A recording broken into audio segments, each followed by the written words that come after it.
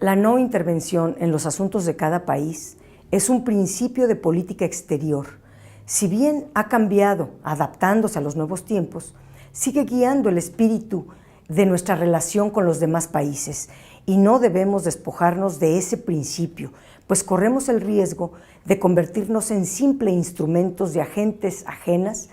a las de nuestro país, lo que no sucedió ni en los malos tiempos del viejo PRI.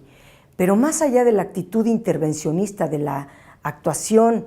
de la Cancillería mexicana en la reciente reunión de la Organización de los Estados Americanos, tenemos la impresión de que hay razones internas de fondo que impulsan al gobierno de la República a actuar de este modo. Tenemos la impresión, por ejemplo, de que cuando se habla de crisis de derechos humanos en Venezuela, se hace para no hablar de la crisis de los derechos humanos en México, el doloroso asesinato de periodistas, del espionaje del gobierno, la corrupción desbocada. El gobierno mexicano actúa igual que Trump, quien para no afrontar los problemas internos de su país, culpa de todo a México o al Estado Islámico.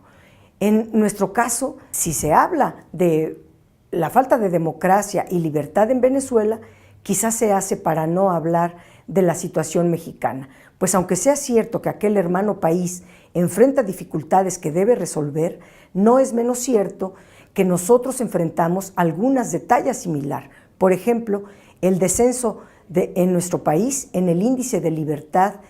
en el mundo. Este ha sido notable, pues hemos pasado de ser un país libre a uno parcialmente libre. O en materia de democracia, lo mismo, hemos enfrentado una caída en el desarrollo democrático desde 2009, según el Índice de Desarrollo Democrático de la Fundación Konrad Adenauer. Parecería que al gobierno mexicano no le importan ni Venezuela ni los venezolanos, sino que se han hecho de este tema, el de Venezuela, su tema favorito para ahorrarse hablar de México y para desinformar con comparaciones engañosas sobre la oposición en nuestro país. Les molesta hablar de la crisis mexicana y enfrentar la crítica interna, y al hablar de Venezuela intentan lograr ambas cosas: posicionar otro tema en los medios de comunicación y deslegitimar a la oposición mexicana que critica la situación doméstica con todo derecho y deber moral.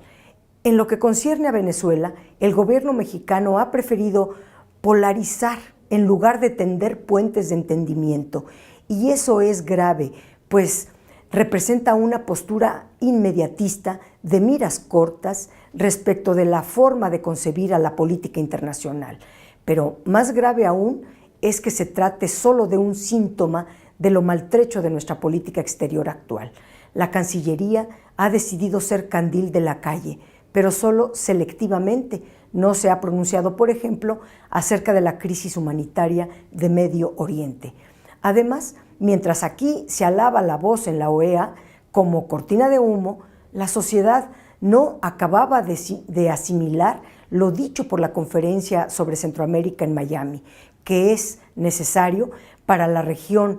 un plan Colombia recargado, que los mexicanos y los latinoamericanos no somos bienvenidos en Estados Unidos y que habremos de arreglárnosla con la crisis migratoria de la que el vecino del norte lleva buena parte de la culpa, pero de la cual no quiere cargar con ninguna responsabilidad. De nuestra parte, no hubo nadie para defender ahí los intereses de la región y de la nación, pero sí se prestó nuestro gobierno para ser fiel escudero de Donald Trump en el asunto venezolano. Sin duda alguna, es de lamentarse y debe tener consecuencias políticas.